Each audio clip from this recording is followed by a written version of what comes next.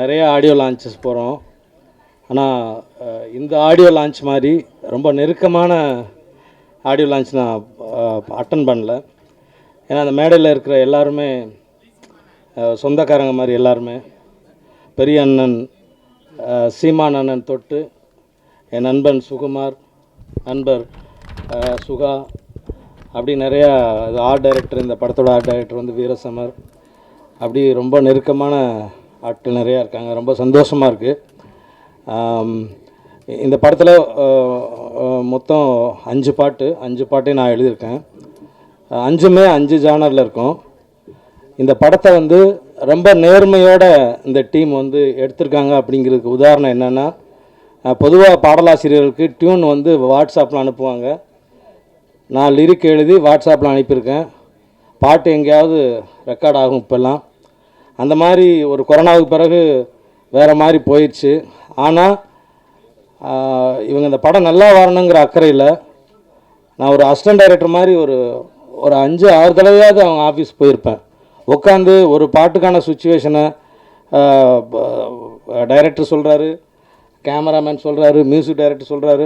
ரொம்ப அக்கறை எடுத்துக்கிட்டாங்க. அது முழுக்க என்னென்னா, அந்த படம் நல்லா வந்துடணும், அதுக்கு பாட்டு ரொம்ப முக்கியம் அப்படின்னு சொல்லிட்டு மெனக்கிட்டாங்க. அதே மாதிரி ஒரு ரொம்ப வெள்ளந்தியான மனசுக்கார இயக்குனர் அவர் அப்படி நேசத்தோடு அந்த சுச்சுவேஷன் சொல்லும்போது இது ஒரு படத்தில் வேலை பார்த்த மாதிரி எனக்கு தோணவே இல்லை. அதே மாதிரி மியூசிக் டைரக்டர் சொல்லணும், அவர் இந்த குருவி சேர்த்தது மாதிரி சேர்க்குறாரு. அந்த மெட்டுக்குள்ளே வார்த்தைகளை கொண்டாடுறதுக்கு சிரிச்சுக்கிட்டே தான் அடிக்கிறது. நம்ம எழுதி கொடுத்துருவோம், நல்லாயிருக்கு சார்னு சொல்லிடுவோம். அப்படி 3 நாள் கழித்து திரும்ப கால் பண்ணி, சார் இந்த வார்த்தையை மாற்றிடலாமா பாரு, அப்புறம் அந்த வார்த்தையை மாத்திர வார்த்தையெல்லாம் நல்லாயிருக்கும். அதனால் அது அப்படி தான் குருவி சேர்க்குற மாதிரியே அந்த வார்த்தைகளை சேர்த்து அது ஒன்றும் இல்லை, இசை சொற்களை அடுக்கிறது தான். நம்ம ஒரு மெட்டுக்கு ஒரு வெர்ஷன் எழுதுகிறோம், பாடலாசிரியருக்கு ஒரு லெவல் வரைக்கும் தெரியும். அதுக்கப்புறம் மியூசிக் டைரக்டர் அடுத்த இடத்துக்கு கொண்டு போவார். அந்த சவுண்டுக்கு எப்படி இருக்கணும், இன்னும் ஒரு பாடலாசிரியனை விட இன்னும் சவுண்டுக்கு இன்னும் பொருத்தமான வார்த்தைகளை ஒரு இசையமைப்பாளர் செலக்ட் பண்ண முடியும். அந்த வகையில் அவர் தீபன் சக்கரவர்த்தி ரொம்ப நல்லா ஒர்க் பண்ணார். எல்லா பாட்டுமே நாங்கள் நிறைய ரீவர்ஷன் எழுதி நம்ம ஒர்க் பண்ணோம். எங்களை நம்பி தான் வந்து படக்குழுவே வந்து அவங்க ஷூட் போய்கிட்டு இருப்பாங்க, ஷூட்டிங் நடந்துக்கிட்டு இருந்தது. நாங்கள் இங்கே சென்னையில் பாட்டை எழுதி அது பதிவுக்கான வேலையை பார்த்துட்டு இருந்தோம். எங்களை நம்பினாங்க. எங்களுக்கு கிடைச்ச சுதந்திரம். இந்த படத்தில் 5 பாடலுமே ரொம்ப நல்ல பாடலாக வந்திருக்கு. அதே மாதிரி விமல், இந்த படத்தோட நாயகன் விமல் சொல்லணும், எனக்கு ரொம்ப பிடிக்கும். நான் ஒரு படம் இயக்குனேன். அந்த படம் அந்தப்போ நாங்கள் ஷூட்டிங்கில் அவுட்டோரில் இருக்கும்போது அவரோட களவாணி நாங்கள் படம் பார்த்துட்டு எல்லாருக்குமே அவ்வளோ சந்தோஷமாக இருந்துச்சு. அப்படியான ஒரு நம்ம வீட்டு பையன் மாதிரியான ஒரு நாயகன். தொடர்ந்து அவரை நம்ம வாட்ச் பண்ணிக்கிறோம். அவருக்கு ஏற்கனவே நான் ஒரு படம் எழுதியிருக்கேன், அஞ்சலன்னு ஒரு படத்தில். அதுக்கு பிறகு இந்த படத்தில் அவரோட இணைவதில் ரொம்ப மகிழ்ச்சி, ரொம்ப சந்தோஷமாக இருக்குது. இங்கே வந்திருந்த அத்தனை பேருக்கும் நன்றியும் வணக்கமும், படக்குழுவினருக்கு இந்த படம் வெற்றியடைய வாழ்த்துக்களும் வணக்கமும். நன்றி, வணக்கம். கேமராமேன் புதுசாக ஒரு விஷயமாக பண்ணியிருக்காரு, நடிக்க வாய்ப்பு கொடுத்துருக்காரு. அதுக்கு ரொம்ப முக்கியமான டைரக்டர் சாருக்கு ரொம்ப நன்றி சொல்லிக்கிறேன். அண்ணன் சீமா அண்ணன் வந்த ஃபங்க்ஷன் வந்ததுக்கு ரொம்ப நன்றிண்ணே. எல்லாத்துக்கும் நன்றி, வணக்கம். என் பேர் சேஷ்விதா ராஜு. ஆக்சுவலி இன்றைக்கி என்னோடய ஸ்பெஷல் டேன்னு சொல்லலாம். இப்போ தான் என்னோடய கெரியர் ஸ்டார்ட் ஆகும் தமிழ் இண்டஸ்ட்ரியில். ஸோ ஒரே மாதம் என்னோடய ஃபஸ்ட்டு 2 படமும் ஒரே வாட்டி வர்றது எனக்கு ரொம்ப ஹாப்பியாக இருக்குது. இந்த படத்துக்கு சான்ஸ் கொடுத்த director Isakki sir and Sukumar சாருக்கு ரொம்ப தேங்க்ஸ். அண்ட் நீங்கள் வந்து எல்லா சீஃப் கெஸ்ட்டுக்கும் ரொம்ப தேங்க்ஸ். அண்ட் ப்ரெசன்ட் மீடியாவுக்கு ரொம்ப தேங்க்ஸ். அவ்வளோதான், தேங்க்யூ. எனக்கு சொல்லப்போனால் எல்லாருமே என்னுடைய திரைத்துறையில் பார்க்கும்போது எல்லாருமே என்னோடய சீனியர்ஸ் தான். லைக் ஏகாதசி சார் ஆகட்டும், சுகுமார் சார் ஆகட்டும், தேவன் சார் ஆகட்டும், சீமான் சார் ஆகட்டும், விமல் சார், எல்லாருமே என்னோடய சீனியர்ஸ் தான். ஸோ அவங்ககிட்ட நான் நிறைய லேர்ன் பண்ணேன். இந்த ப்ராஜெக்ட் வந்து எனக்கு கிடைச்சதே பார்த்திங்கன்னா இந்த சேம் பிரசாத் லேபில் தான். இதுக்கு முன்னாடி என்னுடைய படம் வீராய் மக்கள்னு ஒரு படம் ரிலீஸ் ஆணுச்சு. ஸோ அந்த படத்தோட ப்ரிவ்யூ பார்த்தாரு டைரக்டர் சார். அப்படியே பார்த்துட்டு என்னை வெளியில் கூப்பிட்டாங்க. நான் போய் பேசிட்ட உடனே எனக்கு ரொம்ப பிடிச்சிருந்துச்சி உங்கள் ஒர்க்கு, இந்த படம் நீங்கள் பண்ணுங்கன்னு சொல்லிட்டு இதே வாசலில் தான் என்னை கமிட் பண்ணார். அந்த சேம் டேவே எனக்கு அட்வான்ஸ் போட்டு நீங்கள் படம் பண்ணுங்க அப்படின்னு சொல்லிட்டு சொன்னாங்க. ரொம்ப தேங்க்ஸ் சார், எஸ்கே சார், இந்த வாய்ப்பு எனக்கு கொடுத்ததுக்காக. அப்புறம் படத்தில் வந்து மொத்தம் 5 பாட்டு இருக்குது. 5 பாட்டுமே கொஞ்சம் வெரைட்டியாக டிஃப்ரெண்ட்டாக வந்திருக்கு. ஸோ அது ஏகாதசி சார் சொன்ன மாதிரி நானும் ஏகாதசி சாரும் இங்கே ஒர்க் பண்ணோம். அவங்க ஷூட்டிங் ஸ்பாட்டில் இருந்தாங்க. பட் ஆஃபீஸ் போகும்போதெல்லாம் ஒரு வாட்டி சுகுமார் சார் எனக்கு நிறைய இன்புட்ஸ் தருவாங்க. அவங்களோட எக்ஸ்பீரியன்ஸ்லேருந்து என்னென்ன விஷயங்கள் அவங்க பார்க்குறாங்க, என்ன எதிர்பார்க்குறாங்கன்றது. எஸ்கே சார் சொல்லணுன்னாக்கா அவருக்கு என்ன வேணுன்றது அவருக்கு ரொம்ப க்ளீனாகவும் தெளிவாகவும் தெரியும். ஸோ நான் வேறு எதாவது டியூன் ஒன்று கொடுத்தா கூட இல்லைங்க அது வேறு ஒன்று வேணுன்ற மாதிரி அவர் ரொம்ப க்ளீனாக சொல்லி வாங்குவார். ஸோ ரொம்ப நம்மளை சொல்ல போனாக்கா குழப்பாமல் ரொம்ப தெளிவாக என்ன வேணுன்றது கேட்டு வாங்குவாங்க. அண்டு இந்த படத்தில் எல்லாருமே ரொம்ப ஹார்ட் ஒர்க் பண்ணியிருக்கோம். டெக்னீஷியன்ஸு, ஆக்டர்ஸ் எல்லாமே ரொம்ப நல்லா பர்ஃபார்ம் பண்ணியிருக்காங்க. ரொம்ப தேங்க்ஸ். என்னுடைய அம்மாவுக்கு ரொம்ப தேங்க்ஃபுல்லாக இருக்க விரும்புகிறேன் இந்த ஸ்டேஜில். எனக்கு ஒர்க் பண்ணி கொடுத்த என்னுடைய singers, technicians and mix engineers, mix பண்ண அதர்ஸ், என்னுடைய கோஆர்டினேட்டர் டேவிட் சார், எல்லாருக்குமே ரொம்ப தேங்க்ஃபுல்லாக இருக்க விரும்புகிறேன். அண்டு படம் June 6 ரிலீஸ் ஆகுது. எல்லோரும் தியேட்டருக்கு வந்து கண்டிப்பாக பார்த்து என்ஜாய் பண்ணணும். பாட்டு எல்லாமே ட்ரெண்ட் மியூசிக்கில் ரிலீஸ் ஆகிருக்கு. ஸோ கண்டிப்பாக எல்லோரும் கேட்கணும்னு நினைக்கிறேன். Thank you so much. இது போன்ற திரைப்படங்களை நீங்கள் தான் மக்களுக்கு கொண்டு சேர்க்க வேண்டும். அதை சேர்ப்பீர்கள் என்கிற நம்பிக்கை எங்கள் அனைவருக்கும் இருக்கிறது. கைபேசி வராத காலகட்டத்தில் தொலைபேசி இணைப்புகள் மட்டுமே நம்மிடம் இருந்தபோது வாத்தியார் பாலுமேந்திரா அவர்களிடம் தொலைபேசி கிடையாது. அப்போது அவருக்கான தொலைபேசி என்னிடத்தில் இருந்தது. எங்கள் நட்பு வட்டத்தில் இன்னொரு நண்பருக்கு தொலைபேசி இருந்தது. அந்த நண்பரின் பெயர் சீமா. எங்கள் இருவருக்குமான தொலைபேசி அழைப்பின் போது அப்போ காலர் ஐடி ஃபெசிலிட்டியும் கிடையாது. நான் ஃபோன் பண்ணினா நான் தான் பண்ணுறேங்கிறத தெரிஞ்சுக்கிட்டு ஹலோ சொல்கிறதுக்கு முன்னாடியே அவர் பேச துவங்குவார். அவர் ஃபோன் பண்ணால் அவர் பேரை சொல்கிறதுக்கு முன்னாடி, ஹலோ சொல்கிறதுக்கு முன்னாடியே நான் அவரை அழைத்து பேசுவேன். இப்போது வளர்ச்சி எப்படி இருக்கிறது என்றால், இந்த கைபேசி யுகத்தில் நாங்கள் இருவரும் தினமும் குரல் செய்தியில் எங்கள் செய்திகளை பரிமாறிக்கொள்கிறோம். எங்களோடு இணைந்து எங்களுடைய குரல் செய்தி குழுவில் மிக முக்கிய உறுப்பினராக இருப்பவர் மேடையில் இதோ அமர்ந்திருக்கிறார், எங்கள் மரியாதைக்குரிய அண்ணாச்சி திரு MS பாஸ்கர் அவர்கள். அந்த பெருங்கலைஞனின் மாபெரும் ரசிகர்கள் நாங்கள் இருவரும். எங்கள் குரல் செய்தி குழுவை கெடுப்பதற்கென்று இன்னொரு மகா கலைஞர் இருக்கிறார். அவர் இந்த நிகழ்ச்சிக்கு வரவில்லை. எங்களுக்கு எதிர்ப்பு தெரிவிக்கும் விதமாக இந்த விழாவை அவர் புறக்கணித்திருக்கிறார். அவருக்கு என்னுடைய கண்டனங்களை தெரிவித்துக் கொள்கிறேன். அவர் பெயர் திரு இளவரசு. இப்படி எங்கள் குழுவில் இருக்கிற இன்னொரு சகோதரர் திரு இசக்கி கார்வண்ணன் அவர்கள்.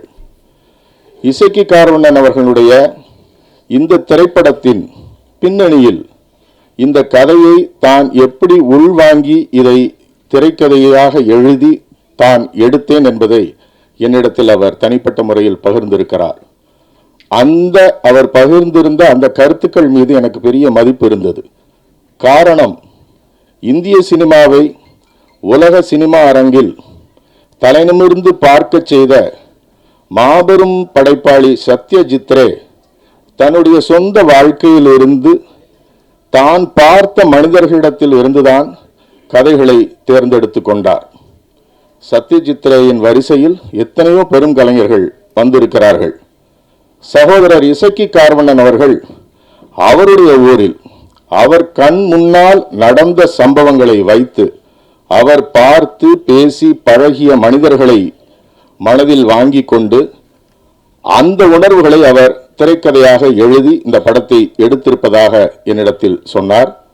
நிச்சயமாக வாழ்க்கையிலிருந்து எடுக்கப்பட்ட எந்த ஒரு கலைப்படைப்பும் மிக தரமானதாகத்தான் இருக்கும் என்கிற நம்பிக்கையில் இந்த திரைப்படமும் இந்த திரைப்படத்தின் இன்றைய விழாநாயகர் இசை அமைப்பாளரையும் வாழ்த்தி, பாடலாசிரியர் ஏகாதசியும் வாழ்த்தி இந்த படம் வெற்றி பெற வாழ்த்தி விடைபெறுகிறேன். வணக்கம். அதெல்லாம் சொல்லுவாங்க மெயின் நடிகர்கள் அப்படின்னு சொல்லிட்டு, எங்கள் நடிகர்களை சைடு ஆக்டர்னு சொல்லுவாங்க. அதான் சைடில் உட்காந்துருந்தேன். திடீர்னு ஞாபகம் வந்து கூப்பிட்டாங்க. ரொம்ப மகிழ்ச்சி. நிகழ்ச்சிக்கு வந்திருக்கின்ற இந்த படத்தை வந்து வெளியில் உலகத்துக்கு அறிமுகப்படுத்துகின்ற தெரியப்படுத்துகின்ற அத்தனை பத்திரிகை துறை நண்பர்கள், என்னுடைய அன்புக்குரிய அனைவரையுமே என்னுடைய குடும்பம் சார்பாக வருக வருக என்று வரவேற்று, திடீர்னு என்ன பேசுன்னு தெரியல. ஏன்னா நான் வந்து பேச்சை கேட்குறதுக்காக வந்திருக்கேன். இது எங்கள் ஃபேமிலி. அந்த மாதிரி இசக்கி அண்ணா வந்து ஒரு அசாத்தியமான ஒரு விஷயத்தை பண்ணியிருக்காரு. ரொம்ப தைரியமாக பண்ணியிருக்காரு. நிறைய சம்பவங்கள் படம் வெளியே வந்தால் நிறைய விஷயங்கள் பேசப்படும். அது என்னென்னு ட்ரைலர் பார்க்கும்போது உங்களுக்கு தெரிஞ்சிருக்கும். அது மட்டும் இல்லை, நாங்கள் இந்த படத்தில் நான் வந்து ஒரு போலீஸ் கேரக்டராக பண்ணியிருக்கேன். ஒரு துப்பறிகிற விஷயத்தில் ரொம்ப டிஃப்ரெண்ட்டாக இருக்கும். அது ரொம்ப என்ன சொன்னோன்னா, ரொம்ப நாள் கழித்து ஒரு கமலஹாசன் சாரோடைய அன்புக்குரிய ஒரு அண்ணன் நம்ம எம்எஸ் பாஸ்கரனோட சேர்ந்து நடிக்கும் போதெல்லாம் ஒரு ஃபாதர் கேரக்டரில் ரொம்ப கலக்கியிருக்காரு. ஒவ்வொரு வசனமும் ரொம்ப அனுபவபூர்வமான, ரொம்ப அசாத்தியமான நல்ல நல்ல டைலாக்லாம் இருக்குது இந்த படத்தில். நிறைய கட்டு கொடுத்து வந்திருக்குது. நிறைய கட்டு சென்சாருக்கு பிறகு தான் அந்த படம் வந்திருக்குது. நான் வந்து எனக்கு ஒரு சந்தோஷமாக ஒரு விஷயம் இருந்துச்சு. அதுக்கப்புறமே என்னை வந்து ரொம்ப கவலைக்குள்ளே செய்த ஒரு விஷயம் ஒன்று இருக்குது. என்னென்னு பார்த்தீங்கன்னா, தக் லைஃப் வர அன்றைக்கி தான், அதை அடுத்த நாள் வந்து நம்ம படமும் வருது பரமேஸ்வரன் பார்த்திமான்னு சொன்னேன். நான் வந்து குரூப்பில் என்ன பண்ணேன், அந்த ஃபேஸ்புக்கிலலாம் கமல் வெர்சஸ் விமல் அப்படின்னு சொல்லி போட்டு விட்டேங்க. உடனே உங்களுக்கு நிறைய பேர் தேடிட்டு இருக்காங்க வெளியில், 2 தரப்புலையும் தேடுறாங்க உங்களை அப்படின்னு சொல்லி. அச்சோ, நம்மவே மானசீக குருவாச்ச கமல் சார் என்னையா அது பேசிக்கிருக்க அப்படின்ட்டு நிறைய அந்த போஸ்டரை போட்டுட்டு எடுக்கலாமா வேண்டாமான்னு 2 நாளாக யோசிச்சா, சரி இருக்கட்டுன்னு விட்டுட்டேன். குரூப்லையும் பார்த்துட்டு நிறைய பேர் கேட்டுகிட்டே இருந்தாங்க. ஸோ படம் வந்ததுக்கு பிறகும் பேச வைக்கக்கூடிய நிறைய விஷயங்கள் இந்த படத்தில் இருக்குது. அதை பற்றி நிறைய பேர் இங்கே பேசுவாங்க. என்னை மேடையில் அழைத்து என்னை வந்து கௌரவப்படுத்திய என்னோடய குடும்பத்துக்கு நன்றி சொல்லிக்கிறேன். இசைக்கு கார்வன் சாருடைய இன்னொரு விஷயம் என்னென்னா, ஒரு ரொம்ப நாள் கழித்து என்னுடைய டிஓபி சார் சுகுமாரும் இந்த படத்தில் நடிச்சிருக்கேன் சேர்ந்து. அது ரொம்ப சந்தோஷமாக இருந்துச்சு. அதனால் வந்து உண்மையிலேயே அவர் வந்து வெறும் சினிமாட்டோகிராஃபர்னு நினைக்காம நடிப்புலையும் அவர் பட்டையை கிளப்பியிருக்கார் இந்த படத்துலன்னு சொல்லணும். என்னோட சேர்ந்து நடிச்சிருக்க என்னுடைய நண்பர் ஆறுபாலா அவர்களும் இதில் ரொம்ப ரொம்ப நல்லா பண்ணியிருக்காங்க. அதாவது வாய்ப்பு கொடுக்கும்போது தான் அவங்களுடைய இன்னொரு பரிமாணமும் தெரியும். அப்படிப்பட்ட நிறைய விஷயங்களை ரொம்ப தைரியமாக பண்ணியிருக்காரு. நிறைய நடிகர்களுக்கு வாய்ப்பு கொடுத்து நம்ம இசை காரணவர்களுக்கு படக்குழு சார்பாக அவங்களுக்கு நன்றியையும் வந்திருக்கு உங்களுக்கு நன்றியை தெரிவிச்சுக்கிட்டு தேங்க்யூ ஸோ மச். நன்றி, வணக்கம். நன்றி. எப்படி இருக்கீங்க எல்லாரும்? நல்லா இருக்கீங்களா? தமிழ் எங்கே இருக்குது தெரியுமா? எங்கெங்க இருக்கு?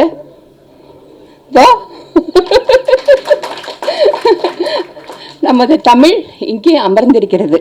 இதை விட இந்த படத்துக்கு வேற பெரிய சிறப்பு எதுவுமே தேவையே இல்லை, வேற வார்த்தையும் இல்லை எனக்கு. எல்லாருக்கும் நன்றி.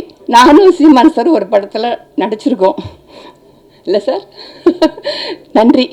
சீமான் சார் இருக்கும்போது நம்மெல்லாம் என்னத்தை நமக்கெல்லாம் பேசவே தெரியாது. நம்ம இசக்கி கார்வன் சார் வந்து ரொம்ப வருஷம் நண்பர், ரொம்ப சினிமாவை ரொம்ப லவ் பண்ணுறவர். நிச்சயமாக இந்த படம் டைலில் பார்க்கும்போது தெரியுது, அந்த ஒரு டைலாக்லே தெரியுது மாரியம்மா வந்து மேரியம்மா இப்போ வாழ்கிறான்னு. இது நிறைய கான்ட்ரவர்சி இருக்குதுன்னு நினைக்கிறேன் இந்த படத்தில். அப்புறம் நம்ம சுகுமார் வந்து இந்த படத்துலேருந்து நடிகர் ஆகிறாரு. ஏன்னா அவர் உண்மையிலேயே முன்னாடி நடிக்க வேண்டியது கேமராமேன் சுகுமார். இந்த படத்தில் மூலமாக பெரிய நடிகர் ஆகணும்னு வாழ்த்துறேன். அப்புறம் எம்எஸ் பாஸ்கர் சார்லாம் அவ்வளோ ஈஸியாக ஒரு படத்தில் நடிக்க மாட்டார். எனக்கு கதையெல்லாம் கேட்டு பணத்துக்கெல்லாம் நடிக்கிற ஆள் கிடையாது. நிச்சயமாக அவர் இந்த கதையை ஓகே பண்ணியிருக்காருன்னா டெஃபினட்டாக ஒரு நல்ல ஒரு கண்டென்ட்டாக இருக்குங்கிறத நம்புகிறேன். நிச்சயமாக அந்த படம் பெரிய வெற்றி அடையணுமென்று. அதுவும் இல்லாமல் விமல் சார், சாயா எல்லாருக்கும் இந்த படம் பெரிய வெற்றி கொடுத்து நல்ல பேரும் புகழும் கொடுக்கும்ட்டு இறைவனை பார்த்து நன்றி, வணக்கம். ஜூன் 6 பரமசிவன் ஃபாத்திமா ரொம்ப சந்தோஷமாக இருக்குது. ஏன்னா கமல் சார் கூட வருது இந்த படம். அது நினைக்கும் போது கொஞ்சம் பயமாகவும் இருக்குது. எனிவே ரொம்பவே சந்தோஷம். அண்ட் இந்த மேடைக்கு ரொம்ப நன்றி. இந்த மேடையில் நான் நிற்கிறதுக்கு முதல் காரணம் என் அம்மாவுக்கு முதல் நன்றி. அண்ட் இந்த படத்தில் ஒர்க் பண்ண எல்லாருக்குமே ரொம்ப பெரிய நன்றி. கார்வனன் சாராக இருக்கட்டும், விமல் சார் கூட என்னோடய 2வது படம் இது. Thank you so much. அண்ட் வேறு யாராவது மியூசிக் டைரக்டர், சாரி நான் இவரை பார்த்ததே இல்லை. நாங்கள் வந்து நார்மலாக தான் டெக்ஸ்ட் பண்ணிகிட்டு இருந்தோம். சாங் பயங்கரமாக வந்திருக்கு. இன்றைக்கி இந்த இடத்துல நாயகன் அவர் தான். ஸோ அவருக்கு ஒரு முதல் நன்றி. அண்ட் இந்த படத்தில் ஒர்க் பண்ண டெக்னீஷியன்ஸ் எல்லாத்துக்குமே ரொம்ப நன்றி. சஷ்விதா அண்ட் விஆர்னு சொல்லி பழகிடுச்சு, பட் விமல் ராஜ் வந்திருக்க எல்லாருக்கும் நன்றி. தேங்க்யூ. இசையமைப்பாளர் தம்பி தீபன் சக்கரவர்த்தி அவர்களுக்கும், தம்பி பிரசாத் முருகேசன் அவர்களுக்கும், ஏனப்பண்ணன் அவர்களுக்கும், மனோஜ்குமார் அண்ணன் அவர்களுக்கும், சாட்டை துரைமுருகன் தம்பி அவர்களுக்கும், எங்கள் ஐயா மகன் சுகா அவர்களுக்கும், ஐயா இசக்கி கார்வண்ணன் அவர்களுக்கும், விமல் அவர்களுக்கும், எங்கள் அண்ணன் மகள் ஜெயாதேவி அவர்களுக்கும், சஷ்மிதாவுக்கும், தம்பி விஆர் அவர்களுக்கும், தம்பி கூல் சுரேஷ் அவர்களுக்கும், சொல்லலைன்னா அப்புறம் வெளியே வந்தால் கத்துவார், அது எதுக்கு மேடையில் உட்காந்துட்டே கத்துறாரு. எல்லோருக்கும் மட்டுமல்லாமல் ஒரு படத்தை வந்து 100 தடவைக்கு மேலே நான் பார்த்துருக்கேன், இன்னும் பார்த்துக்கிட்டு இருக்கேன், இன்னும் பார்ப்பேன். அந்த வசனங்கள் மூலமாக அந்த சீற்றத்தை பார்க்க முடிந்தது. இன்று நேரடியாக ஸ்டேஜில், பல ஸ்டேஜுகளில் அவருடைய சீற்றத்தை கேட்க முடிகிறது. என்னுடைய அன்பு பங்காளி, நாம் தமிழர் தலைமை ஒருங்கிணைப்பாளர், என்னுடைய பங்காளி, அன்பு பங்காளி சீமான் அவர்களுக்கு என்னுடைய உளம் கனிந்த இனிய வணக்கங்கள், வாழ்த்துக்கள். இந்த படத்துக்கு கூப்பிட்டதே ஒரு விசித்திரமாக கூப்பிட்டாப்பில்ல அண்ணாச்சி. இதில் ஒரு ஃபாதர் கேரக்டருக்கு நீங்கள் நடிக்கணும். ஐயா நீங்கள் முதல்ல யாருன்றதை சொல்லுங்கள், அதுக்கு அப்புறமா இல்லை நீங்கள் திருநெல்வேலி பாஷையில் நல்லா பேசுவில்ல அப்படின்னு. நல்லா பேசுவேன், ரைட்டு, யாருன்னே சொல்ல மாட்டேங்கிறீங்க, ஃபாதர் கேரக்டர்ன்றீங்க, என்ன ஏது, நான் எசக்கி கார்வணன் பேசுகிறேன் அப்படின்னாரு. அதுக்கப்புறமா தம்பி சுகா அவர்கள் சொன்னார், நமக்கு ரொம்ப வேண்டியவங்க அண்ணாச்சி பண்ணுங்க அப்படின்னாங்க. அதுக்கப்புறமா நான் ஆஃபீஸுக்கு போய் பார்த்தேன், கேரக்டர் சொன்னாங்க. ஒரு ஃபாதராக இருந்தாலும் கொஞ்சம் புரட்சிகரமாக பேசக்கூடிய ஒரு கேரக்டர். இதில் அவர் மனோஜ்குமார் என்ன சொன்னார், வேண்டாம் வேண்டாம் அதெல்லாம் பேசாதீங்க, எடிட்டிங்கில் வெட்டிடுவேன்னார். எடிட்டிங்கில் வெட்ட மாட்டேன், நீங்கள் பேசுங்கன்னு சொல்லி அவர் பேச வச்சு அது சென்சாரில் வெட்டி விட்டாங்க. 2 நல்ல கேரக்டர், 2 நல்ல டைலாக்கு, அருமையான டைலாக்கு, 2 டைலாக்கு. அது வேண்டாம், இங்கே சொல்கிறது அவ்வளோ நல்லா இருக்காது. அந்த மாதிரி ஒரு நல்ல கேரக்டர். இதில் என்ன ஒரு பெரிய விசேஷம் அப்படின்னு கேட்டிங்கன்னாக்க, மனோஜ்குமார் என்ன சொன்ன மாதிரி வந்து சிறுமலையில் வந்து எங்கள் ஷூட்டிங் குரூப் மட்டும் இல்லாமல் அந்த ஊரே வந்து ஒரு ரிலேஷன் மாதிரி, நல்ல ஒரு அருமையான ஒரு கிளைமேட்டு, நல்லா வந்து ஒரு ஷூட்டிங்கில் வந்து அருமையான சீன்ஸு, கொஞ்சம் கூட அலுப்பு தெரியாத அளவிற்கு ஒரு அற்புதமான ஒரு ஷூட்டிங் விஷயம், ரொம்ப நல்லா இருந்தது. இது எல்லாத்தையும் விட பெரிய சந்தோஷம் என்னன்னு கேட்டிங்கன்னாக்க, இந்த படத்தில் நான் ஃபாதராக நடிச்சுட்டு வந்தேன். அக்டோபர் 31 அன்றைக்கி கிராண்ட் ஃபாதர் ஆகிட்டேன். என்னுடைய மகளுக்கு ஒரு மகள் பிறந்து என்னை தாத்தாவாக்கிட்டாங்க. ரொம்ப சந்தோஷமாக இருக்கேன். இந்த படம் தாத்தாவாயிட்டேங்கிறதுக்கு இவ்வளோ கை தட்டலாம். ஆமாம் ஆமாம், நிச்சயமாக தாத்தாவானதுலேயே மகிழ்ச்சி தான், நிச்சயமாக. அவ்வளோ ஒரு சந்தோஷம் நிச்சயமாக இந்த படத்தில். அதுலேயும் இல்லாமல் இந்த ஃபங்க்ஷனுக்கு தம்பி சாட்டை அவர்களும், தம்பி சுகா அவர்களும், என்னுடைய பங்காளி செந்தமிழர் சீமான் அவர்களும் வந்திருப்பது மிகப்பெரிய மகிழ்ச்சி. இந்த படத்திற்கு மிகப்பெரிய ஒரு சப்போர்ட்டும் ஆசீர்வாதமும் உங்களிடமிருந்து கிடைக்கும் அப்படின்னு நான் நம்புகிறேன். இந்த படத்தை மிகப்பெரிய வெற்றி படமாக்கணும் அப்படின்னு எல்லாமல்ல இறைவனையும் தமிழ் ரசிக பெருமக்களையும் உங்களையும் நான் வேண்டி கேட்டுக்கொள்கிறேன். இந்த படத்தில் வந்து பரமசிவன் பாத்திமா அப்படின்றது டைட்டில் வந்து 2 மதங்கள் அப்படிங்கிறது இல்லாமல் தமிழர், நாம் தமிழர் அப்படின்னு சொல்லாமல் சொல்லியிருக்கிறார் இயக்குனர் அவர்கள். நிச்சயமாக இந்த படம் மிகப்பெரிய வெற்றியை பெற வேண்டும் என்று வேண்டிக் கொள்கிறேன். நன்றி, வணக்கம். மேடையில் அமர்ந்திருக்கும் அனைவருக்கும் வணக்கம். பத்திரிகை நண்பர்கள், ஊடக நண்பர்கள், இணையதள நண்பர்கள், பிஆர்ஓ நிக்கில் முருகன், மேனேஜர் முருகேசன், முருகேசா நீ என் மகனா, நீ எங்கே இருக்கிறாய்? அனைவருக்கும் வணக்கம். மேடையில் பேசி கைத்தட்டல் வாங்கும் அளவிற்கு நான் செந்தமிழன் சீமான் இல்லை. தயவு செய்து நீங்களே ஒரு தடவை கை தட்டிடுங்கப்பா. இந்த கைதட்டல்கள் அனைத்தும் பரமசிவன் பாத்திமா அந்த குழுவிற்கு தான் போய் சேரும்.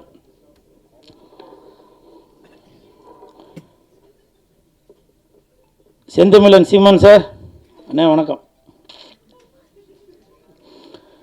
பரமசிவன் கழுத்தில் இருக்கும் பாம்பு கேட்டது சீமான் சௌக்கியமா, இருக்கும் இடத்தில் இருந்து கொண்டால் எல்லாம் சௌக்கியமே இசக்கி சொன்னது. அதில் இல்ல, இதில் அர்த்தம் உள்ளது. இயக்குனர் திரு இசக்கி கார்வண்ணன் அவர்களிடம் நான் கேட்டேன், சார் நம்ம படத்திற்கு இசை வெளியீட்டு விழாவுக்கு யார் சிறப்பு விருந்தினராக வருது அப்படின்னு. அப்போது இயக்குனர் சொன்னாங்க, 2 சிறப்பு விருந்தினர் வராங்க, ஒன்று சீமான், இன்னொன்று கூல் சுரேஷ் அப்படின்னு சொன்னாங்க. அந்த இடத்துல ஒரு திருத்தம். என்ன திருத்தம்னா, சிறப்பு விருந்தினர் என்றால் அது சீமான், சிரிப்பு விருந்தினர் என்றால் அது கூல் சுரேஷ். அதற்கு ஒரு காரணம் இருக்கு. என்ன காரணம்னா, சீமான் என்றால் எழுச்சி, கூல் சுரேஷ் என்றால் குளிர்ச்சி, நாம் தமிழருக்கு உண்டு வளர்ச்சி.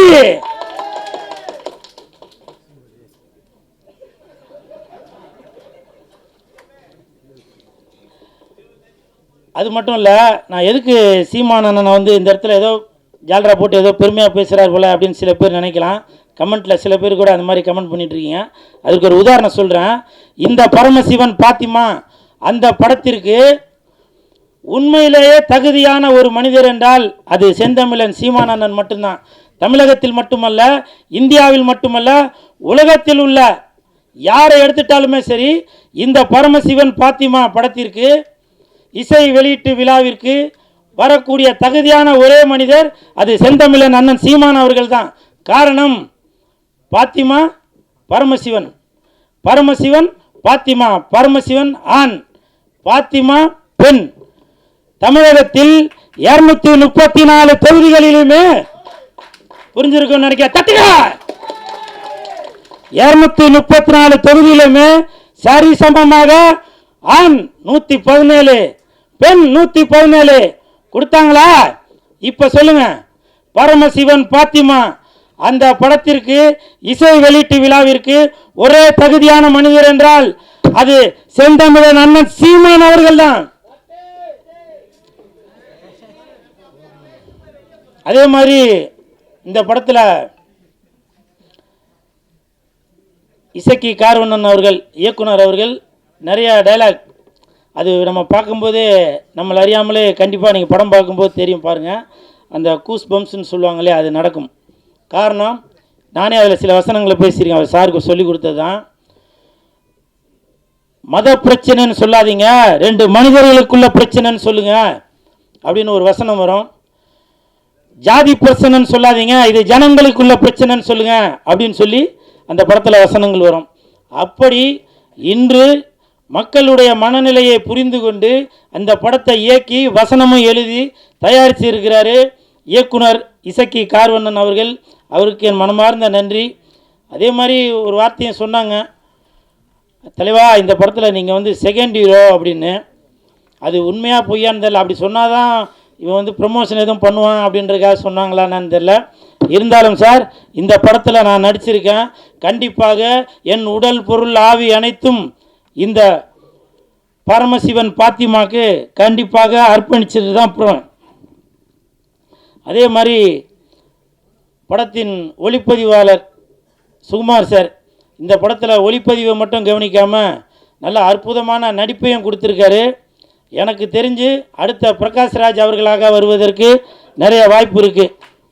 எங்கே அவர் வாங்க. எதுக்காக இது சொல்கிறேன்னா, ஷூட்டிங் ஸ்பாட்டில் சொன்னார், தலைவா அடுத்து நான் ஒர்க் பண்ணுற படத்தில் எல்லாத்துலேயும் நீங்கள் இருப்பீங்க, எல்லாத்துலேயும் இருப்பீங்கன்னாரு. 3 படம் ஒர்க் பண்ணிட்டார், இது வரைக்கும் கூப்பிட காணோம். இல்லை, இந்த மாதிரி இடத்துல சொன்னாதான், ஃபோன் பண்ணி சொன்னால் அது சரியாக இருக்காது இல்லையா. அதே மாதிரி படத்தின் கதாநாயகன் கமல் அவர்கள் இல்லை விமல் அவர்கள் இல்லை, அந்த அந்த கமல் விமலுக்கு ஒரு காரணம் இருக்குது. விமல் அவர்கள், அவரை பற்றி சொல்கிறதுக்கு ஒன்றும் பெருசாக ஒன்றும் இல்லை. அதுக்கு என்ன காரணம்னா, ஷூட்டிங் ஸ்பாட்டில் அவர் உண்டு, அவர் வேலை உண்டுன்னு இருக்கார். எனக்கு தெரிஞ்சு விஜய் சார் அப்படி இருப்பார். அதே மாதிரி விமல் அவர்களும் தான் உண்டு தன் வேலை உண்டு அப்படின்னு இருக்கார். கூப்பிட்டாக்கா ஷாட்டுக்கு வராரு, இல்லைன்னா போய் பேசாமல் உட்காந்துறாரு. அப்படி ஒரு அற்புதமான மீது நான் ஃபஸ்ட்டு அவர் கூட தான் அந்த படம் ஒர்க் பண்ணியிருக்கேன். ஸோ வாழ்த்துக்கள் விமல் சார், வாழ்த்துக்கள். அந்த தம்பி உன் பேர் நம்ம விஆரா? விஆர். அந்த தம்பி வந்து என் பக்கத்தில் உட்காந்துருக்கும்போது நான் எழுதிட்டு இருந்தேன், ஆனால் என்னையும் கொஞ்சம் இப்போ நல்லா பில்டப்பாக சொல்லுங்கண்ணா அப்படின்னா. ஆனால் அவன் பேசும்போது அது சொல்லியிருக்கனால அது சொல்ல காணாம். இருந்தாலும் பரவாயில்ல, அந்த தம்பி விஆர் இந்த படத்தில் நல்லா நடிச்சிருக்கான். அந்த பொண்ணு கூடயே சுற்றின்னு இருப்பான். அவருக்கும் என் மனமார்ந்த நன்றிகளை தெரிவித்துக் கொள்கிறேன். அப்புறம் மிகப்பெரிய நன்றி இயக்குனர் அவர்களுக்கும் இசையமைப்பாளர் உங்கள் பேர் என்ன சார்? தீபன் அவர்களுக்கு என் மனமார்ந்த நன்றி. ஏன்னாக்க நான் ஆடுற மாதிரி ஒரு பாட்டு போட்டு கொடுத்துருக்கீங்க, மிக்க நன்றி. ஏன்னா என்னையும் இந்த மாதிரி ஆட முடியும் அப்படின்னு சொல்லி எனக்கு ஒரு ஒரு ஒரு பேர் ஒன்று கொடுத்து, அந்த பேர் வந்திருக்காங்களா? அதெல்லாம் வரவேணான் இருப்பீங்களா? கூல் சுலேஷ் வளர்ச்சி பிடிக்காதாப்பா? என்ன பாலா? ஆமாம் ஆமாம், சிவசிவாய. அப்புறம் இந்த படம் வந்து ஜூன் 5ஆம் தேதி தான் ரிலீஸ் ஆக போகுது அப்படின்னு சொல்லி இயக்குனர் அவர்கள் என்கிட்ட சொன்னாங்க. உடனே எனக்கு வந்து ரொம்ப கன்ஃபியூஸ் ஆகி போச்சு. ஏன்னா அன்னைக்கு தான் தக் லைஃப் படம் ரிலீஸ் ஆகுது. அப்போ நான் வந்து சார்கிட்ட கேட்டேன், சார் அன்னைக்கு தான் தக் லைஃப் படம் வருது, அப்போ கமலுக்கும் விமலுக்கும் போட்டியா அப்படின்னு கேட்டேன். ஐயோ அப்படிலாம் இல்லை சார் அப்படின்னாரு. அப்போது சிம்புவுக்கும் கூல் சுரேஷுக்கும் போட்டியா அப்படின்னா, ஐயோ அப்படிலாம் இல்லை சார் அப்படின்னாரு. நான் வந்து இயக்குனர் அவர்களிடம் ஒரு தாழ்மையான ஒரு வேண்டுகோள் ஒன்று வைத்தேன். என்னன்னாக்கா, அன்னைக்கு என் தலைவன் எஸ்டிஆர் அவர்கள் நடித்த படம் வருது, அதனால் நீங்கள் ஒரு நாள் தள்ளி ஜூன் 6ஆம் தேதி வைங்க அப்படின்னு சொன்னால் அந்த வேண்டுகோளை ஏற்றுட்டார். ஏன்னா இதுதான் என் தலைவன் எஸ்டிஆருக்கு நான் செய்யும் கைமாறு. இது வந்து பெரிய போட்டி எதுவும் இல்லை, இருந்தாலும் என் தலைவனை நான் இப்படி தான் பார்க்கணும் அப்படின்ற ஒரு எண்ணத்தில் தான் சொல்கிறேன். என்றைக்குமே வெந்து தணிந்தது காடு, வெந்து தணிந்தது காடு, சீமானனுக்கு வணக்கத்தை போடு. அப்புறம் இன்னொரு முக்கியமான விஷயம், கமல் சார், நீங்கள் வந்து உலக நாயகனாக இருந்து விண்வெளி நாயகனாக மேலே ஒரு படி போயிட்டீங்க. அந்த உலக நாயகன் அந்த பட்டம் வந்து இப்போ வெற்றிடமாக இருக்குது. என் தலைவன் எஸ்டிஆர் அவர்களுக்கு அந்த உலக நாயகன் பட்டத்தை நீங்கள் கொடுக்கணும் அப்படின்னு சொல்லி நான் தாழ்மையுடன் கேட்டுக்கொள்கிறேன். இன்று முதல் உலக நாயகன் என்றால் அது சிலம்பரசன், விண்வெளி நாயகன் என்றால் அது கமலஹாசன். விண்வெளி நாயகன் என்றால் அது கமலஹாசன், உலக நாயகன் என்றால் அது சிலம்பரசன்.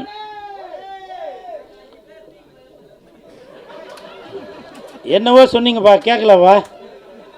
பரமசிவன் பாத்திமா வருகின்ற ஜூன் 6, கொஞ்சம் பார்த்துமா. நன்றி நன்றி நன்றி நன்றி.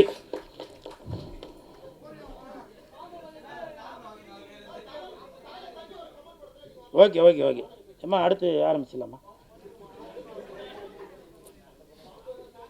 ஓ இல்லை, நான் இந்த இடத்துல ஒரு ஒரு விஷயம் சொல்லணும்னு நினைக்கிறேன். இப்போ நிறையா பேர் நினைக்கலாம், என்னவோ அப்படி போட்டுன்னு அப்படி வந்து நிற்கிறானடா அப்படின்னு. அதை பற்றிலாம் நான் எதுவும் கவலைப்படலாங்க. இதே நான் ஒரு ஒரு படத்தில் போட்டு நான் ஆடி இருந்தால் என்ன நினச்சிப்பேன்? சினிமாவில் காதலிச்சா ரசிக்குதப்பா உள்ளம், நிஜ வாழ்க்கையில் காதலிச்சா பறிக்குதப்பா பள்ளமா? சொல்லுங்கள். இதெல்லாம் பார்த்தா உங்களுக்கு இப்போவும் சொல்கிறேன் வேணாம் அது சொன்னால். ஏன்னா கூல் சுரேஷ் இருக்கிற இடம் எப்போவுமே ஒரு ஒரு ஒரு கலகலப்போடு தான் இருக்கணும். நிறைய பேர் கமெண்ட்டில் அது இது சொல்லுவீங்க. செந்தமிழர் அண்ணன் சீமான் அவர்கள் இருக்காங்க, அவர் சொன்ன வார்த்தையை தான் இப்போ நான் சொல்கிறேன். வேர்க்காமல் விளையாட முடியாது, விமர்சனம் இல்லாமல் வளர முடியாது. அண்ணன் சீமான் அவர்கள் சொன்னது தான். நான் அதை இன்ன வரைக்கும் அதை ஃபாலோ பண்ணிட்டு தான் இருக்கேன். சரிங்களா? நிறையா பேர் நினைக்கலாம், என்னப்பா இவர் வந்து ஏதோ கோமாளி வேஷம் போட்டுட்ருக்காரு அப்படின்னு. நான் கோமாளி இல்லைங்க, இன்னை வரைக்கும் ஏமாளி. என்னை எத்தனை இயக்குனர்கள் ஏமாற்றிருக்காங்க தெரியுமா? எத்தனை தயாரிப்பாளர்கள் என்னை ஏமாற்றிருக்காங்க தெரியுமா? ஒரு படத்துக்கும் கதாநாயகன் கதாநாயகி அவங்க இவங்க எல்லாரையும் நடிக்க வச்சு அதை பண்ணி இதை பண்ணிவிட்டு வெள்ளிக்கிழமை மணிக்கு என்கிட்ட சொல்லுவாங்க, சார் நான் தெரியாமல் அவரை புக் பண்ணிட்டேன், தெரியாமல் இவங்களை புக் பண்ணிட்டேன் அப்படின்லாம் சில விஷயங்கள்லாம் சொல்லுவாங்க. அப்போ என்கிட்ட சொல்லுவாங்க, சார் நீங்கள் தான் வந்து கொஞ்சம் ஏதாவது இது பண்ணுங்கள், நான் உங்களை அடுத்த படத்தில் அதை பண்ணுறேன் இதை பண்ணுறேன்னு. இப்போவும் சொல்கிறேன், நான் கோமாளி இல்லைங்க, ஏமாளி. பரமசிவம் ஃபாத்திமா இந்த படத்தில் ஒரு முக்கியமான கேரக்டர் பண்ணியிருக்கேன். இந்த படத்தில் எனக்கு ஒரு வாய்ப்பு வந்து அண்ணன் எஸ்ஐகே கார்வண்ணன் கொடுத்தாங்க. எப்படின்னா அவங்க என்கிட்ட ஒரு நாள் வந்து ஃபோன் பண்ணாங்க. ஃபோன் பண்ணிவிட்டு, நான் எஸ்ஐகே கார்வண்ணன் பேசுகிறேன், இதில் ஒரு முக்கியமான கேரக்டர் இருக்குது, நீங்கள் பண்ணுறீங்களா அப்படின்னாங்க. பேரை கேட்டோன்னே நான் பண்ணுறேன்னு. ஏன்னா நான் நிறைய படங்கள் பண்ணியிருக்கேன், 40 தமிழில் ஒரு 40 படங்கள் பண்ணியிருக்கேன். எனக்கான அங்கீகாரம் வந்து பெருசாக எனக்கு கிடைக்கல. ஸோ ஆனால் முதலாக என்னை வந்து கதாநாயகனாக நினைத்தது வந்து எங்கள் அண்ணன் எஸ்ஐகே கார்வண்ணன் அவர்கள் தான். பட் அது நடக்காமல் போயிடுச்சு. அது சில சூழ்நிலையாக வந்து வேறு விதமாக போயிடுச்சு. பட் ஆனால் வந்து என்ன ஒரு கதையின் நாயகனாக நினச்சது அவங்க தான். அதே வந்து எனக்கு ஒரு தன்னம்பிக்கையும் ஒரு தைரியமும் கொடுத்தது. அதனாலே வந்து நான் அண்ணன் சொன்னோடனே நான் வரேன் அப்படின்னேன். அதுக்கப்புறம் வந்து செந்தமிழ் அண்ணன் சீமான் அவர் வந்து எப்படின்னா, தமிழை வந்து நான் ரொம்ப நேசிக்கிறேன், இவரை நான் சுவாசிக்கிறேன், இவர் அண்ணன் வந்து சொல்கிற ஒவ்வொரு வார்த்தைகளுமே வந்து அண்ணன் வந்து அதிகமாக பேசுறதில்லை. ஏன்னா நான் தமிழுக்கு எவ்வளோ மரியாதை வச்சுருக்கேனோ அதே அளவுக்கு மரியாதை வந்து அண்ணன் மேலே வச்சுருக்கேன். அதனால் நான் தூரத்துலேருந்தே ரசிப்பேன். அண்ணன் பேசுகிற விதங்கள், தமிழுக்காக குரல் கொடுக்கறது, தமிழுக்கான ஒரு மனித இனத்துக்காக குரல் கொடுப்பாங்க அண்ணன். அது வந்து எனக்கு ரொம்ப வந்து அண்ணன்லாம் வரக்கூடாதா அப்படிலாம் நினச்சிட்டு இருக்கேன். கண்டிப்பாக அது நடக்கும். ஏன்னா நம்ம எண்ணங்கள் தான் ஒரு நாள் வந்து அது பிரதிபலிக்கும். அது கண்டிப்பாக வரும். இந்த படத்தில் வந்து சினிமாட்டோகிராஃபர் கேமராமேன் சுகுமார் அண்ணன் இதில் எனக்கு ரொம்ப சப்போர்ட்டிவாக இருப்பாங்க எப்பொழுதுமே. என்னென்னா என்கரேஜ்மெண்ட் தான். இப்போ நார்மலாக வந்து ஒரு படம் பண்ணுறப்போ வந்து அந்த யூனிட்டே வந்து என்னை வந்து மகி நீங்களாம் வரணும்னு சொல்கிறாங்க. என்னோடய எஃபர்ட் ஃபுல்லும் போட்டுக்கிட்டு இருக்கேன். கண்டிப்பாக இந்த படம் வந்து ஒரு அருமையாக வந்திருக்கு. இந்த படம் மாபெரும் வெற்றி பெற வாழ்த்துக்கள். நன்றி, வணக்கம். அண்ணன் உள்ளிட்ட அனைவருக்கும் அன்பு வணக்கம். அண்ணன் எஸ்ஐகே கார்வண்ணன் வந்து ஒரு உணர்வு குவியலான ஒரு நபர். பொதுவாகவே வந்து கலைஞர்கள் வந்து ரொம்ப உணர்ச்சி வசப்பட்டன்னு சொல்லுவாங்க. அதில் அண்ணன் கார்வன் வந்து ரொம்ப உணர்ச்சி வசப்பட்ட நபர். அது இந்த படத்தை பார்க்கும்போது தெரிஞ்சது அவர் எவ்வளவு அவருடைய உணர்ச்சி என்பது இந்த மொழிக்கானது, இந்த இனத்துக்கானது, இந்த சமூகத்துக்கானது. அவர் என்ன அவர் ஊரில் பார்த்தாரோ, என்ன அவர் ஊரில் நடக்குதோ அதை வந்து உண்மைக்கு ரொம்ப நெருக்கமாக இந்த படத்தை எடுத்து முடிச்சிருக்காரு. இந்த படத்தினுடைய ட்ரெய்லரை வந்து அண்ணன் சீமானவர்கள் வெளியிடும்போது நிறைய பேர் விமர்சனம் பண்ணியிருந்தாங்க. படத்தினுடைய ட்ரெய்லரில் வந்து ஒரு சமூகத்துக்கு, குறிப்பிட்ட மதத்துக்கு எதிரானது மாதிரி இருக்குது, இது வந்து மதம் மாற்றத்துக்கு எதிரான படம் மாதிரி இருக்குது, அதனால் ஒரு கிறிஸ்தவர்கள் வந்து இந்த படத்தை எதிர்ப்பாங்க, அப்புறம் அதே போல் வந்து இஸ்லாமியர்கள் இந்த படத்தை எதிர்ப்பாங்க, படத்தில் வந்து இஸ்லாமிய தொப்பி வச்சுட்டு ஒரு கோவிலில் ஆடுற மாதிரியான காட்சிகள்லாம் இருக்குது அப்படின்னு சொல்லி நிறைய விமர்சனங்கள் எழுந்தது. அப்போ அண்ணன் கூட என்கிட்ட கேட்டாங்க, நீ படம் பார்த்தியாடா, படம் எப்படிடா எடுத்திருக்கான் அப்படின்னாரு. அன்றைக்கு வந்து அண்ணா தரையில் பேசியதை தம்பிகள் திரையில் எடுத்தார்கள். இன்றைக்கு அண்ணன் தரையில் பேசியதை தம்பி திரையில் எடுத்திருக்கார். அவ்வளோதான்.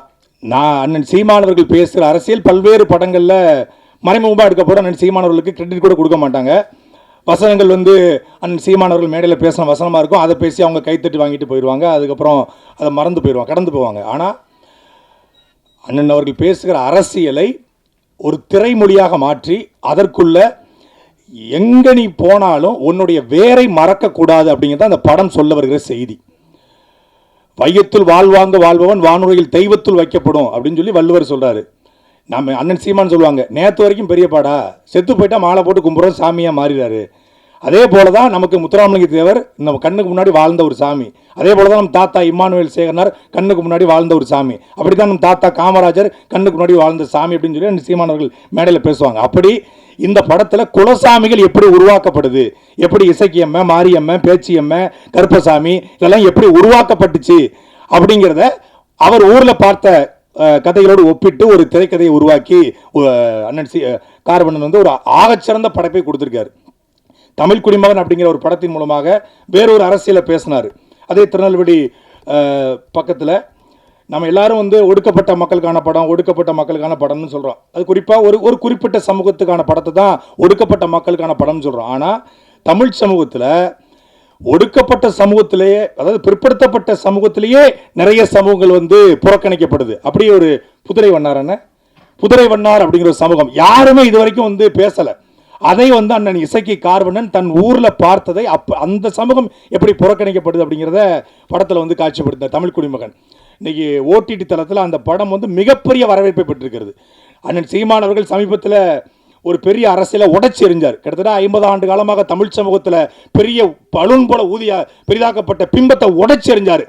அண்ணன் சீமான் அவர்கள் உடைச்செறிஞ்ச பிம்பத்தை தமிழ் குடிமகன் படத்தில் அண்ணன் இசக்கி கார்வண்ணன் உடைச்சி எறிஞ்சார். ஒரே வேவ்லெங்து. ஏன்னா ஹரிராமகிருஷ்ணன் அப்படிங்கிற பேரை மாற்றி கார்வண்ணன்னு பேர் வச்சது அண்ணன் சீமான் தான். அவர் அண்ணன் சீமானுடைய தம்பி, எங்களுடைய அண்ணன்கள் அவரும் ஒருத்தர். அதனால் இந்த படைப்பு சோரம் போகாது. அது தம்பியின் படைப்பு, தம்பிகளின் தம்பியுடைய படைப்பு. அதனால் இந்த படைப்பு சோரம் போகாது. இந்த படத்தில் ஆகச்சிறந்த இசையை வந்து தீபன் சக்கரவர்த்தி கொடுத்துருக்காங்க. அந்த இறுதி பாடல் நம்ம பார்த்தோம். நம்ம படம் முழுக்க பார்க்கும்போது ரொம்ப ஒரு உணர்ச்சி வசப்பட்ட பாடல், ஒரு ருத்ர தாண்டவம்னு சொல்லுவாங்க, சிவதாண்டவம். அதை கண்ணு முன்னாடி பார்த்த மாதிரி இருந்துச்சு. எல்லா பாடலுமே சிறப்பாக வந்திருக்கு. விமல் அவர்களும் சரி ஒரு மிகச்சிறப்பான ஒரு நடிப்பை கொடுத்துருக்காங்க. அவங்க தமிழ் சமூகத்தில் ஒரு புறக்கணிக்க முடியாத நடிகராக இந்த படத்தின் மூலமாக சத்தியமாக வருவார். அதேபோல் படத்தில் நடிச்சிருக்க ஒவ்வொருத்தருக்கும் என்னுடைய வாழ்த்துக்கள். அண்ணன் இசக்கி கார்வனுடைய இந்த படைப்பு வெல்ல என்னுடைய வாழ்த்துக்கள். நன்றி, வணக்கம். மேடையிலே அமர்ந்திருக்கும் பெரியவர்கள் அனைவருக்கும், அண்ணன் செந்தமிழன் ஆருயிர் அண்ணன் சீமான் அவர்களுக்கும் மற்றும் மேடையிலே அமர்ந்திருக்கும் பெரியவர்கள் அவர்களுக்கும், தம்பி சாட்டை துரைமுருகன் அவர்களுக்கும் மற்றும் பெரியவர்கள் எல்லாருக்கும் என்னுடைய வணக்கத்தை தெரிவிச்சுக்கிறேன். இந்த படத்தில் நடிக்க எனக்கு வாய்ப்பு கொடுத்த தயாரிப்பாளர், இயக்குனர் இசக்கி கார்வண்ணன் அவர்களுக்கும் என்னுடைய நன்றியை தெரிவிச்சுக்கிறேன். இந்த படத்தோட ஒளிப்பதிவாளர் சுகுமார் அண்ணனுக்கும் என்னுடைய நன்றியை தெரிவிச்சுக்கிறேன். படத்தோட இசையமைப்பாளர் தீபன் சக்கரவர்த்தி அவர்களுக்கும் நன்றியை தெரிவிச்சுக்கிறேன். மற்றும் சாயாதேவி அவர்களுக்கும், என் உடன் படத்தில் பணிபுரிந்த அனைத்து நடிகர்களுக்கும், அண்ணன் MS பாஸ்கர் அவர்களுக்கும் என்னுடைய நன்றிகளை தெரிவிச்சுக்கிறேன். தம்பி VR பார்க்குறியா, VR அவர்களுக்கும் நன்றி, கூல் சுரேஷ் அண்ணன் அவர்களுக்கும் நன்றி, மற்றும் அமைந்திருக்கும் அனைவருக்கும் நன்றி தெரிவித்து விடைபெறுகிறேன். நன்றி, வணக்கம். எங்கடா போனாங்க, என்னடா ஆச்சுன்னு அப்படின்னு பார்த்தா வேற ஒரு பேரில் இருக்காங்க. அந்த பேரை நம்ம சரியாக தெரியல வச்சுருக்குறோம். அங்கே போயிட்டு என் கூட என் சாமியை கும்பிட்டுட்டு, என்னுடைய குலதெய்வத்தை கும்பிட்டுட்டு, அண்ணன் தான் சொல்லுவான், முதல்ல இந்த உலகத்துக்கு முதல்ல சொன்னது சாமிங்கிறது வேறு யாரும் இல்லை, நம்ம முன்னோர் தான். அங்கே போனவன் நம்ம முன்னோரையே அப்புறம் திட்ட ஆரம்பித்தான். அந்த வழி தான் இந்த படம். ஆனால் இது ஒரு மத படமானா கிடையாது, இது ஒரு பேய் படம் தான், ஒரு ஹாரர் மூவி. இது ஒரு ஹாரர் மூவி. இந்த படத்துக்கு இன்றைக்கி கதாநாயகர்கள் பார்த்திங்கன்னா பாடலாசிரியர்களும் இசையமைப்பாளரும். இந்த பாடலாசிரியர் வந்து நமக்கு வந்து நிறைய பேருக்கு தெரியாமல் இருக்குதுன்னு நான் நினைக்கிறேன். ஏன்னா எனக்கே தெரியாமல் தான் இருந்தது. ஏன்னா ஒரு அசாத்தியமான ஒரு பாடல் எழுதிப்பார். அந்த பாடம் ஆத்தாவும் சேலை அந்த ஆகாயத்தை போல் அப்படின்னு ஒரு பாட்டு வரிகளை பார்த்திங்கன்னா அருமையாக இருக்கும். அந்த சேலை எதுக்கெல்லாம் பயன்பட்டுச்சுன்னு, ஏன்னா இது எல்லாமே அதில் பாதி வரிகள் நமக்கும் சம்மந்தம் இருக்கும். அந்த நீச்சல் அடிக்கிறதுக்கு இடுப்பில் கட்டி நீச்சல் படித்தது, அப்பனுக்கு வந்து போத்துனதுக்கு, அப்புறம் வந்து கையில் காயம்பட்டினத்தை கிழிச்சு கட்டுறதுக்கு, தொட்டில் கட்டி ஆட துள்ளி அப்படின்னு துளி கட்டி தாளாட்ட அப்படின்னு எல்லா வரிகளும் இருக்கும். கடைசியாக பார்த்தா செத்தாலும் போத்த வேணும் அப்படின்னு அந்த சேலை வச்சுருப்பாங்க. இல்லை ஒரே ஒரு வரி என்னென்னா, எங்கள் ஊரில் அதாவது நம்ம தமிழருடைய மரபிலே இருந்தால் யாராவது இறந்துட்டா அந்த நீர்மாலை எடுத்துகிட்டு போவாங்க. நீர்மாலை எடுத்துகிட்டு போயிட்டு வரும்போது பார்த்திங்கன்னா அந்த தாயுடைய சேலை விரிப்பாங்க. ஏன்னா தாய்வழி சேலை, ஏன்னா வந்து நீர்மாலை வந்து ஒருத்தர் இறந்துட்டாங்கன்னா அவங்க அதுக்கப்புறம் கடைசியாக குளிப்பாட்டுறது. அப்போ அந்த வரும்போது அந்த காலில் வந்து இது பட்டு அவனுக்கு அவனுக்கு வலி வந்துடக்கூடாது அப்படிங்கிறது. உலகத்தில் பெரிய புனிதமானது இல்லையா தாய், சந்தேகத்துக்கு அப்பாற்பட்டவள். அதான் கடைசியாக அந்த நீர்மாலை போய்ட்டு வரும்போது விரிப்பாங்க. விரித்து கொண்டு வந்து அதுக்கப்புறம் அந்த சடங்கெல்லாம் செய்வாங்க. அந்த பாட்டு அதே மாதிரி அப்படி ஒரு தாய்மை எழுந்த பாட்டை என் படத்தில் ஒரு பாட்டு எழுதியிருக்கிறாரு. அந்த குழந்தைகளை வச்சு ஒரு பாட்டு இருக்கும், காடு எங்கள் வீடு தான் அப்படின்னு அந்த பாட்டு எழுதியிருக்காரு. நீங்கள் இப்போ பார்த்துருப்பீங்க. அதுலேயும் அதே மாதிரி வரிகள்லாம் இருக்கும். மேடு பள்ளம் எல்லாமே எங்களுக்கு மெத்த போல், ஆடு கூட அத்தை போல் பேசுமேன்னு ஒரு வரி எழுதியிருப்பாருங்க. ஏன்னு கேட்டிங்கன்னா, தாய் கூட நம்மளை வந்து கோவப்படும் போது அடிச்சிருவாங்க, அத்தை அதை செய்ய மாட்டாங்க. ஏன்னா எனக்கு அது ரொம்ப அந்த வரி பாதிச்சிருச்சு. ஏன்னா எனக்கு ஒரு அத்தை இருந்தாங்க, அவங்க வந்து பார்த்திங்கன்னா அவங்க பிள்ளைங்கள்லாம் பாம்பேக்கு போயிட்டாங்க. பாம்பே போனதுக்கப்புறம் இவங்களுக்கு வயதான காலத்தில் அவங்கள கூட்டிகிட்டு போயிட்டாங்க. கூட்டிகிட்டு போனால் அவங்களுக்கு இந்த இறக்குற தருவாய் வரும்போது எனக்கு ஊருக்கு போய் ஆகணுங்கிறாங்க. ஊரில் உங்களுக்கு யார் இருக்கிறா பார்க்கறதுக்கு அப்படின்னு சொல்லும்போது என் தம்பி பசங்க இருக்கிறாங்க அப்படின்னு சொல்லியிருக்காங்க. நான் நிஜமாகவே உணர்ச்சி பட்டு அழுதேன். போய் அவங்கள போய் பாம்பேயில் போய் ஃப்ளைட்டில் கொண்டு வந்தோம். அது மாதிரி அந்த அத்தையோடைய பாசத்தை அந்த பாட்டில் ஒரே வரியில் சொல்லியிருப்பார். ஆடு போல் பாசம் காட்டும், அந்த அத்தை போல் பாசம் காட்டும் ஆடு அப்படின்னு. அதே மாதிரி நிறைய வரிகள் அந்த பாட்டில் நிறைய இருக்குது. நீங்கள் பார்த்தீங்க, மிகப்பெரிய உண்மையில் எனக்கு ரொம்ப பிடிச்சிருந்து அவரை எனக்கு அறிமுகப்படுத்தின ஒரு கேமராமேன் சுகுமார் அவர்கள். ஏகாதசின்னு சொன்னேன், நான் சரின்ட்டேன். ஏன்னா அவர் இந்த ஒத்த பாடல் அதே மாதிரி அந்த பாட்டை பார்த்திங்கன்னா எங்கள் ஊர் திருவிடையன் அவர்கள் பார்த்திங்கன்னா அந்த தபலை வாசிச்சுட்டே படிச்சிருப்பார். பிரமாதமாக இருக்கும். அந்த அண்ணன் பாடுற அண்ணன்னா அந்த பாட்டை ஃபுல்லாக பாடி காட்டுவார். நம்ம அது அண்ணனுக்கு தான் அது வந்து வரும். அடுத்து பார்த்திங்கன்னா இந்த பாட்டில் அந்த படத்தில் மிகப்பெரிய ரோல் வந்து இசையமைப்பாளர் தீபன் சக்கரவர்த்தி அவர்கள்.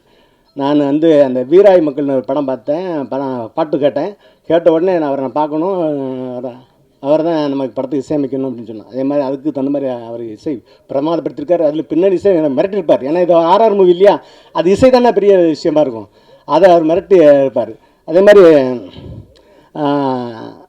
அடுத்து நம்ம சொல்ல வேண்டியது கேமராமேனுக்கு பார்த்திங்கன்னா இந்த அவர் தரையில் படம் இருக்கிறத விட மலையை பார்த்துட்டாருன்னா மலையிலே பரப்பார். அப்படியே அவர் படங்கள்லாம் பார்த்திங்கன்னா மைனா, கும்கி எல்லாமே மலை சார்ந்து தான் அவருக்கு ரொம்ப அல்வா சாப்பிட்ற மாதிரி பிரமாதப்படுத்திருப்பார். அங்கே ட்ரோன்ஸ் பறக்கிறதோ இல்லை, இவர் பறந்துருப்பார். எனக்கு வந்து அவ்வளோ பெரிய காட்சி. ஏன்னா அண்ணன் வந்து அந்த ட்ரெய்லர் பார்த்துட்டு சொல்லியிருக்காரு, யார் கேமரா அப்படின்னு கேட்டிருக்காரு. அண்ணன் சீமன் அந்த ஷாட்டை வந்து அவருக்கு அந்த ட்ரெய்லர் காட்டும்போது சொல்லியிருக்காரு. அந்த அளவுக்கு பிரமாதப்படுத்திருக்காரு. அடுத்தது இந்த படத்துடைய ஹீரோ விமலை வேலை வாங்குற மாதிரி வேறு எந்த ஹீரோவும் வேலை வாங்க முடியுமான்னு எனக்கு தெரியலை. நம்ம நிறைய ஹீரோ வச்சு படம் எடுக்கலை. ஏன்னா அந்த சில விஷயங்கள் நம்ம சொல்லும்போது இந்த களவாணியில் சொல்லுவார்ல, அந்த பொண்ணுகிட்ட வந்து அந்த இன்னி கட்டிக்க மாட்டேன்னு சொல்லுவேன், நெல் மட்டும் வேணுமான்னு அந்த வாயிலே பேசுவார். வேண்டாம் அப்படிம்பார். அதே மாதிரி நம்ம கதை சொன்ன நம்ம டைலாக் சொன்னால் இதானே அப்படிம்பார். ரொம்ப பிரமாதமான ஒரு கலைஞர் வந்து விமல். அடுத்து சாயாதேவி அவங்களும் வந்து சளைக்காமல் அந்த அண்ணனுக்கும் தங்கச்சி அவங்க அண்ணனா கேமராமேன் சுகுமார் இதில் நடிச்சிருப்பார். நம்ம தங்கையை அவர் நடிச்சிருப்பார். போட்டு அடிச்சிருப்பாங்க. அடியெல்லாம் சண்டைலாம் போடும்போது பார்த்திங்கன்னா நானும் சில நேரம் பயந்துருவேன். ஏன்னா அதான் அந்த பொண்ணு இவர் ஒரு கை தான் பிடிச்சானே காணும், கழுத்தை பிடிச்சிட்டு ஓடி சுற்றி ரூமெல்லாம் அடித்து எனக்கு ரொம்ப பயமாக இருந்தது. இங்கே இருக்கார். அதே மாதிரி எனக்கு அடுத்த ஜோடி வேர் அண்ட் சேஸ்விதா ரொம்ப அந்த படத்துக்கு எனக்கு சப்போர்ட்டிங்காக இருந்தார். அந்த மிரட்டிருப்பாப்பில் ஒவ்வொரு இந்த பாட்டில் கூட பார்த்தீங்க, அங்கே நின்று மிரட்டுவாங்க அந்த படத்தில். அவங்க ரொம்ப பிரமாதப்பட்டிருந்தாங்க. அடுத்த கூல் சுரேஷ். நான் தான் கூல் சுரேஷ்கிட்ட சொன்னேன், கூல் சுரேஷ் நீங்கள் தரையில் நடிக்காதீங்க, நீங்கள் திரையில் அடிங்க, நீங்கள் உங்களுக்கு நல்லா நடிப்பு வருது, நீங்கள் கோமலை மாதிரி இது மாதிரிலாம் பண்ணாதீங்க அப்படிம்பேன். இப்போ கூட நம்ம இந்த சத்தியமாக நான் அந்த வேஷம் போட்டுங்க வரவிடான்னு தான் சொல்லியிருந்தேன். அவர் வந்துட்டார். ஏன்னா அவரை பிறவி குணம் மாதிரி அது சிலலாம் அவர் கூட வந்துட்டான்னு தெரியல, தடுக்க முடியல. ஆனால் உண்மையிலே ஒரு பிரமாதம் நடிகன். படத்தில் அந்த நீங்கள் பார்த்தீங்கன்னா தெரியும், அருமையாக நடிச்சிருப்பார். அடுத்தது எடிட்டர் புவன். அதில் பார்த்தீங்கன்னா இந்த படத்தில் காட்சி ஒவ்வொரு காட்சியும் அடுத்தடுத்த இந்த விசாரணை காட்சியெல்லாம் அருமையாக பண்ணியிருப்பாப்புல. நம்ம எடுத்துன்னு கொடுத்துட்டோம், அதை கட் பண்ணி அந்த ஷார்ட்டை அங்கே போட்டு இது இங்கே போட்டு இந்த சீன் அங்கே போட்டு அப்படி இது என்ன பண்ணலாம் அப்படின்னு பண்ணும்போது அவர் கட் பண்ணி இருங்க ஒரு நிமிஷம் இருங்க அப்படின்னு அவர் கட் பண்ணி அந்த சீனை கொண்டு வருவார். பிரமாதமாக செஞ்சிருந்தார். மிக முக்கியமான கதாபாத்திரம் பார்த்திங்கன்னா எங்கள் ஃபாதர் எங்கள் ஃபாதர் வந்து எம்எஸ் பாஸ்கர் சார் நடிச்சிருந்தாலும் அது உண்மையிலே ஆஸ்வால்ட்டுன்னு நான் பள்ளிக்கூடத்தில் படிக்கும்போது எனக்கு ஃபாதராக இருந்தவர் ஆஸ்வால்ட். அவரே மாதிரி தான் இருப்பார். நான் அந்த ஃபோட்டோ கூட அவருக்கு அனுப்பியிருந்தேன். எங்கள் ஃபாதரை தான் அவர் ஆஸ்வால்ட்டு. அவர் ஆஸ்வால்ட்டாகவே வாழ்ந்துருப்பார். அந்த படத்தில் மிகப்பெரிய போன். அது வந்து அது நம்ம யாருமே மறுக்க முடியாது. அதுக்குனால எனக்கு அவருக்கும் சில பிரச்சனைகள் வரலாம் அப்படின்னு கூட எல்லோரும் சொன்னாங்க. அதெல்லாம் வராது. ஏன்னா நம்ம கடைசியாக என்ன சொல்கிறோன்னா, இந்த மண் சார்ந்து, இந்த மண்ணுடைய அடையாளம் சார்ந்து, இந்த மண்ணுடைய இனம் சார்ந்து தான் வாழ சொல்கிறோம் தவிர வேறு எதுவுமே நம்ம சொல்லலை. ஏன்னா இந்த மாதிரி வாழும்போது தான் இது மனிதனுக்கு மனிதன் பிரச்சனை வராது அப்படிங்கிறத நம்ம அதை சொல்லியிருக்கோம். அதனால் அதை அவர் பிரமாதமாக நடிச்சிருப்பார். என்கிட்ட அது இந்த சுகுமார் கூட ஒரு டைலாக்லாம் பார்த்திங்கன்னா அசால்ட்டாக அடிச்சுட்டு போயிடுவார். ஃபாதர் உங்களுக்கு திருநெல்வேலி தானே அப்படிம்பாரு. ஆமாம், அதுக்கு என்ன இப்போ அப்படிம்பாரு. எப்படி கண்டுபிடிச்சேன் பார்த்தீங்களா அப்படின்னு காதல் சுகுமார் கேட்பாப்புல. எப்படி கண்டுபிடிச்ச? ஃபாதர் திருநெல்வேலி தான் பாசைக்கும் ஃபாதருக்கும் ஃபேமஸான ஊர் ஆச்சுல்ல அப்படிம்பாரு. அசால்ட்டாக ரொம்ப அசால்ட்டாக பண்ணிட்டு போயிருப்பார். எனக்கு உண்மையிலே எனக்கு ரொம்ப, ஏன்னா எம்எஸ் பாஸ்கர் சார் தான் நடித்தால் மட்டுமல்ல தன்னை முதல்ல வந்து எல்லாரையும் நிற்க வச்சு அவங்களெல்லாம் நடித்து காட்ட சொல்லுவார். அதனால் உண்மையில் பிரமாதமான ஒரு நடிகர், அதை நம்ம சொல்ல வேண்டியதில்லை. அவரை வந்து என்ன சுகாலாம் சொல்லுவார், அவர் சிவாஜி மாதிரி தான் அப்படின்ட்டு. அந்த அளவுக்கு ஒரு நல்ல நடிகர். அடுத்து இப்போ நம்ம மனோஜ்குமார் சார் வந்து மிகப்பெரிய கேரக்டர் அந்த படத்துக்கு அப்புறம் தெரியும். ஏன்னா அவர் தான் அந்த படத்தில் அந்த கதையில் விமர்சிக்க ஒரு கேரக்டராக நடிச்சிருப்பார். அதனால் எனக்கு ஏன்னா அந்த படத்துடைய மெயின் கதாநாயகனே அவர் தான். ஏன்னா ஒரு எங்கள் ஊரில் நடந்த சம்பவம், அவருடைய பேர் வச்சுருந்த கதாபாத்திரம் தான். ஊர் எங்கே போகுது, அங்கே போனோன்னே அவருடைய என்ன வாழ்க்கை நடந்தது, அதுக்கப்புறம் ஏன் அந்த ஊருக்கு திரும்பி வராரு அப்படிங்கிறது எல்லாம் அந்த அவரை சுற்றி வரும். அதனால் சார் மிகப்பெரிய கதாபாத்திரம். அடுத்தது இந்த விழாவுக்கு எனக்கு வருகை இந்த ஆதிரா இருக்கிறாங்க.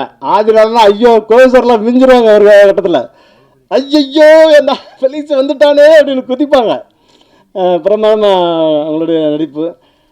அடுத்தது இந்த விழா சிறப்பிக்க வந்து நான் அண்ணன் தேனப்ப சார் அவர்களை அடிக்கடி எல்லா படத்துக்கு அவரை கூப்பிடுவேன். அது ஏதோ ஒரு காரணத்தினால தவிர்த்து தள்ளி போயிட்டு இருந்தது. இதில் விழாவுக்கு வந்துட்டோம். இந்த இடத்துல இங்கே படத்துலையும் நான் அண்ணன் கூட, ஏன்னா அண்ணன் ஒரு பிரமாதமாக நடிகர், நம்ம அதை பயன்படுத்தாமல் விட்டோம்னு வருத்தம் உண்டு. மாதிரி அண்ணன் சுகா பற்றி உங்களுக்கு சொல்கிறதில்ல. ஏன்னா சுகா மாதிரி ஒரு வாழ்க்கையில் மனிதன் யாருக்கும் கிடைக்க மாட்டாங்க. ஏன்னா ஒருத்தனுக்கு அப்பா நல்லா அமைஞ்சால் குரு நல்லா அமைய மாட்டான், குரு நல்லா அமைஞ்சால் அப்பா அமைய மாட்டான்ல. அண்ணனுக்கு ரெண்டுமே கடல், தமிழ் கடல். அண்ணன் ஐயா, எங்கள் ஐயா நெல்லை கண்ணன் அவர்களுடைய தமிழ் கடலுடைய அவர் மகன். அதே மாதிரி அவருடைய குருநாதர் பார்த்திங்கன்னா பாலுமேந்திர ஐயா சார். அதனால் அவர் இந்த விழாவுக்கு வந்து அவர் நன்றி, இயக்குனர் அவர்களுக்கு நன்றி. அடுத்து மெயின் வந்து எல்லாத்தையும் பேசிட்டு போனாலும் எங்கள் அண்ணனை பற்றி, ஏன்னா ஹீரோ சொல்லியாச்சு, இப்போ நிஜ ஹீரோ அண்ணன் சீமான். ஏன்னா நாங்கள் வந்து 2010ன்னு நினைக்கிறேன், 2010 முத்துக்குமாருடைய ஜோதியை வந்து கன்னியாகுமரியில் வந்து கொடுத்து விட எங்கள் ஐயா நல்லகன் பெறதாட்டு நிகழ்ச்சி. கன்னியாகுமரியில் பார்த்தீங்கன்னா சத்தியமாக சொல்கிறேன், ஒரு ஆள் கிடையாது. ஏன்னா அந்த கடை வச்சுருக்க புறாமே மலையாளி. நாங்கள் 4 பேர் தான் நிற்கிறோம், யாருமே இல்லை. ஆனால் அண்ணன் வந்து 1.5 மணி நேரம் பேசினார். ஏன்னா தேவை இருந்தது. அதனால் அது வந்து இன்றைக்கி பார்த்தீங்கன்னா லட்சக்கணக்கான பேர் கொடுறான். அப்போ என்னென்னா தேவை இருந்தது. சினிமா வந்து தான் அசாத்தியமானது. அதாவது நீங்கள்லாம் வந்து அதை காமெடியாக நினைக்கிறதெல்லாம் சாத்தியப்படுத்துகிறதா சினிமா. இப்போ ஒன்றும் இல்லை, நம்ம இப்போ யோகேஷ் கனகராஜ் படம்லாம் பார்த்தீங்கன்னா அந்த பக்கம் 4 பேர் கத்தி எடுத்து குத்திருப்பான், இந்த பக்கம் கடப்பாறை எடுத்து குத்திருப்பான். ஆனால் அந்த பக்கம் ஒருத்தன் பார்த்து அதுக்கப்புறம் துப்பாக்கி எடுத்து சுட்டுருப்பான். ஆனாலும் அதுக்கு அப்புறம் தாண்டி போயிட்டு நின்று பீரங்கி எடுத்து சுடுவாப்பில்ல. ஏன்னா அங்கே வந்து தேவை இருக்கும். ஏன்னா இந்த ட்ரக்ஸ் மாஃபியா இருப்பாங்கல்ல, அவனை அழிக்கணும்னு. ஆனால் அவருக்கு கற்பனை கெட்டாத விஷயந்தான், ஆனால் அவனை கொல்லணுமே எதிரியே அப்படின்னு இருக்கும் இல்லையா. ஏன்னா அதுக்கப்புறம் அதே மாதிரி அவர் இந்த கத்தி படத்தெல்லாம் பார்த்துருப்பாரு. அதெல்லாம் சாத்தியமே இருக்காது. ஒரு லாரியில் போட்டு அவ்வளோ வரும், அதில் உயிரோடு போனாலே நம்ம அவ்வளோ தூரம் பயணிக்க முடியாது. லாரியில் போட்டு அத்தனை ஆஃபீஸரில் போட்டு கொண்டு போகல. ஏன்னா அங்கே வந்து பார்த்தீங்கன்னா போய் ஆகணும், ஸ்டேஷனில் போய் அங்கே ஐயா வாங்க காப்பாற்றுங்க பார்ப்பான். அவனுக்கு அங்கே தேவை இருந்தது. அதே மாதிரி அவர் ஒரு மகா அங்கேருந்து எங்கள் அப்பா வருவார்னு தேடிட்டு இருக்கோம். இப்படி ஒரு தேவை இருக்கும்போது சாத்தியப்படாதெல்லாம் நம்ம வந்து செய்யணும் அப்படின்னு ஒரு தோணும். அதுதான் அண்ணன் செஞ்சாப்புல. ஏன்னா நீங்கள் உங்களுக்கு தெரிஞ்சிருக்கும், உங்கள் பத்திரிகையாளர் நான் சொல்ல வேண்டியதில்லை. இருந்தாலும் எம்ஜிஆருடைய படம் பார்த்தீங்கன்னா உங்களுக்கு தெரியும். ஹீரோனி குளத்தில் குளிச்சுட்டு இருப்பாப்புல. குளிச்சுட்டு இருக்கும்போது கேமரா சுற்றி காட்டிடுவா, காடாக இருக்கும், யாரும் இருக்க மாட்டாங்க. ஆனால் வில்லன் வந்து அவரை வந்து அந்த அம்மாவை கெடுக்கிறதுக்கு ஆரம்பிச்சோடனே எங்கே இருக்குன்னு தெரியாது, விழுது ஆலமரத்தை விழுத்து பிடிச்சி நேராக வந்து காப்பாற்றுவார். ஏன்னா அப்போ உடனே மக்கள் அதை கேட்கல. அது வந்து ஏன் கேட்கலன்னா அது அங்கே தேவைப்பட்டது. அதே மாதிரி தான் இந்த எங்கே இந்த கத்தி சண்டை எம்ஜிஆர் கத்தி சண்டை போடும்போது திரையில் கத்தி வந்து கீழே வந்துடுது. வில்லங்க போகும்போது எம்ஜிஆர் கையில் வந்து கத்தி கீழே வந்துடுது. உடனே இங்கேருந்து தரையில் வந்து ஒருத்தன் கத்தி தூக்கி போட்டிருக்கான். இது நகைச்சுவையாக தெரியும். ஆனால் அங்கே என்னென்னது அவனுக்கு தேவைப்படுது, இவனால் அதை செய்ய முடியும்னு அவன் கத்தி எடுத்து போடுறான். ஆனால் அதுக்கப்புறம் நிறைய பேர் சினிமா போகும்போது கத்தியை கொண்டு போனான்னு சொல்லிட்டேன். ஏன்னா எம்ஜிஆர் கையிலேருந்து அந்த படம் இல்லை, எந்த படத்தில் போனாலும் கத்தி கிளம்பி நான் கத்தி கொடுக்கணும் அப்படின்னு. ஏன்னா இந்த கத்திங்கிறது என்னென்னா அவன் தன் பாதுகாப்புக்கு வச்சது. அவன் தன் பாதுகாப்புக்கு வச்ச கத்தியை அவன் எடுத்து எம்ஜிஆர் அங்கே வீசுகிறான், திரையாக இருந்தாலும். அதே மாதிரி இந்த நான் இந்த கத்தி எடுத்து வீசினேன் யாருக்காங்கன்னா சீமானனுக்காக. எல்லாரும் சுற்றி இருக்கிறதா சொல்லுவான், என்னடா கிணத்தனமாக இருக்குது, அவன் பேசுகிறதெல்லாம் வந்து நம்புற மாதிரியா இருக்குது, இதெல்லாம் சாத்தியமாடா பண்ணுவான், இதெல்லாம் ஆகுமாடா, இதெல்லாம் நடக்குமாடா அப்படின்னு பேசுவான். ஆனால் நான் எல்லாத்தையும் சொல்லுவேன், இங்கே ஒன்று தேவை இருக்குது, இங்கே தமிழ் தேசியம் ஒன்று தேவை இருக்குது, அதுக்கு வேற எவனுமே இல்லை, சீமான் தான் இருக்கிறாப்புல, சீமான் தான் இருக்காப்புல நான் எல்லாத்தையும் சொல்லுவேன். யாருமே இப்போல்லாம் கேட்கல. அதாவது இப்பவும் சொல்கிறான், நிறைய அரசியல்வாதிலாம் சொல்கிறான், இல்லை என்னடா இது எப்படி பேசிகிட்டே இருக்காப்புல, எப்படி பேசிட்டே இருக்காப்புலன்னா. ஆனால் மக்களுக்கு தெரியுது இவன் தேவை அப்படின்னு.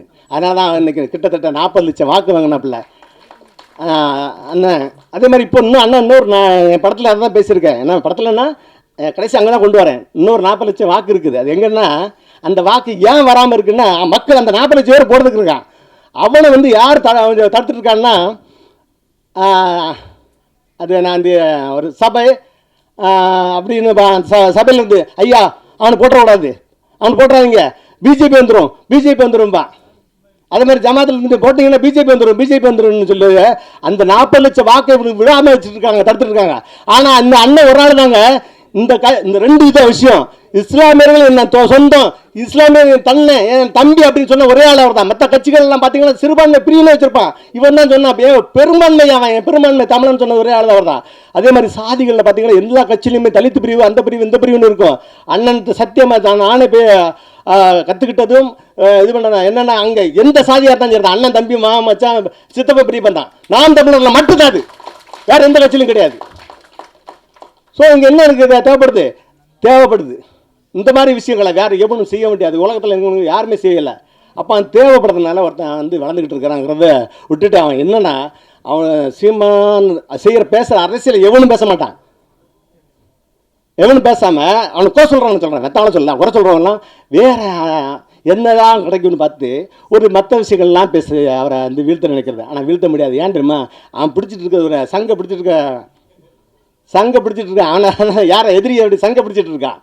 அவங்களும் மாற்றி அவங்கள வந்து வீழ்த்த நினைக்கிறவங்க யாருன்னு பார்த்தீங்கன்னா, அண்ணா அந்த நான் ஒரு கதையோடு முடிச்சிடுறேன். ஏன்னா அந்த 40 லட்சம் வேறு அந்த வாக்குகள் வராமல் இருக்கிறதுக்கு காரணம் என்னன்னு சொல்கிறேன்னா, எங்கள் ஊரில் நான் சின்ன பிள்ளையாக இருக்கும்போது 6 மணிக்கு மேலே ஊரில் எல்லாம் சொல்லுவாங்க, 6 மணிக்கு மேலே வெளியே வராதிங்க, 2 கண்ணை வந்துடுவான், 2 கண்ணை வந்து பிடிச்சிட்டு போயிடுவான், 2 கண்ணை வந்து பிடிச்சிட்டு போயிடுவான்னு. சரி, அந்த 2 கண்ணை எங்கேருந்து வரான்னா 3 கண்ணிலேருந்து வரான் அப்படிம்பான். நாங்கள் பார்த்துட்டு சின்ன நேரத்தில் பயந்துக்கிட்டே இருந்தோம். ஊருக்காரங்க யாரும் ஊருட்டு 6 மணிக்கு மேலே வர மாட்டாங்க. ஆனாலும் அந்த ஊரில் திருட்டு போயிட்டு இருந்தது, களவாண்டு இருந்தாங்க. யாரா கண்டுபிடிக்கலாம் பார்த்தா கடைசியில் பார்த்தா இந்த எவன் 2 கண்ணு வருவான், எவன் 3 கண்ணு வரான்னு எவன் சொன்னானோ அவன் தான் திருடி இருக்கான். அதே மாதிரி இங்கே பிஜேபி வந்துடும் மட்டும் இங்கே திருடிட்டு இருக்காங்க. இந்த நான் கடைசியில் 2 கண்ணா நம்ம யோசிக்கலை, ஏன்னா எல்லா மனுஷனும் 2 கண்ணு தானே இருக்கும் அப்படின்னு நம்ம யோசிக்கலை. இந்த 3 கண்ணுன்னு பார்த்தா 3 கண்ணு ஒரு பாலம் இருக்குது ஊரில், அந்த 3 கண்ணு பாலத்துலேருந்து வரான்னு சொல்லிட்டு இவன் எங்களை ஏமாற்றி விட்டுட்டான். அது மாதிரி ஏமாற்றி இந்த அண்ணன் சீமானுக்கு இந்த 40 லட்சம் வாக்கு விழாமல் அவங்க பார்த்துக்கிட்டு பயங்காட்டிகிட்டு இருக்காங்க.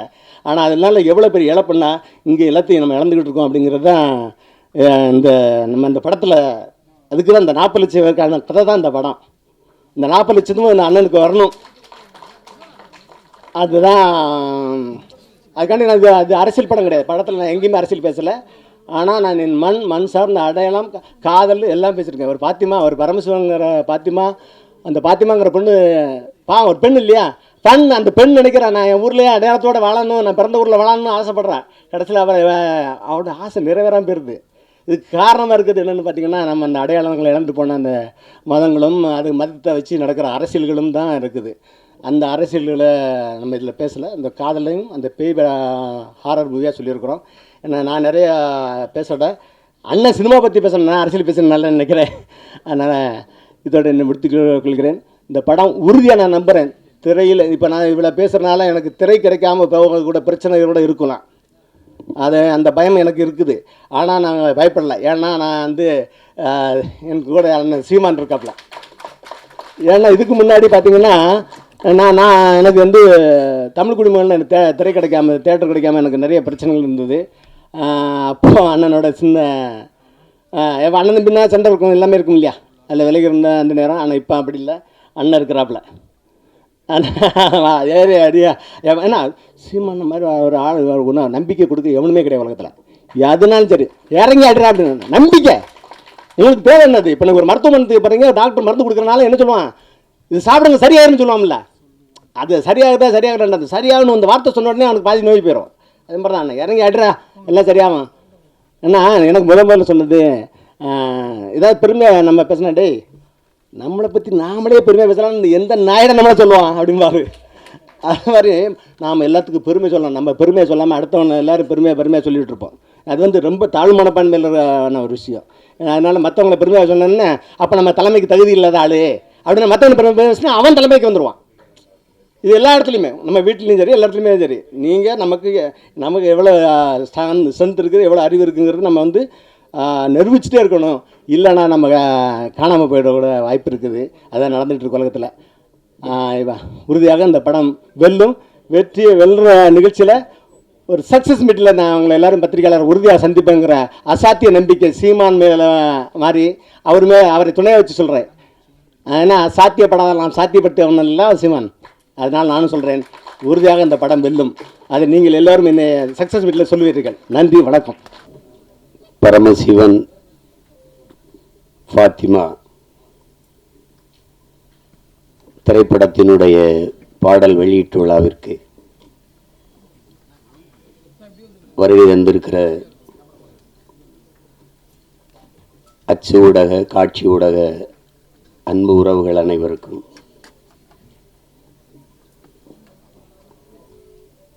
மேடையிலே அமர்ந்திருக்கிற பெருமக்கள், கலைஞர்கள், அரங்கை நிறைத்து அமர்ந்திருக்கிற என் அன்பு சொந்தங்கள் அனைவருக்கும் என்னுடைய அன்பும் வணக்கமும்.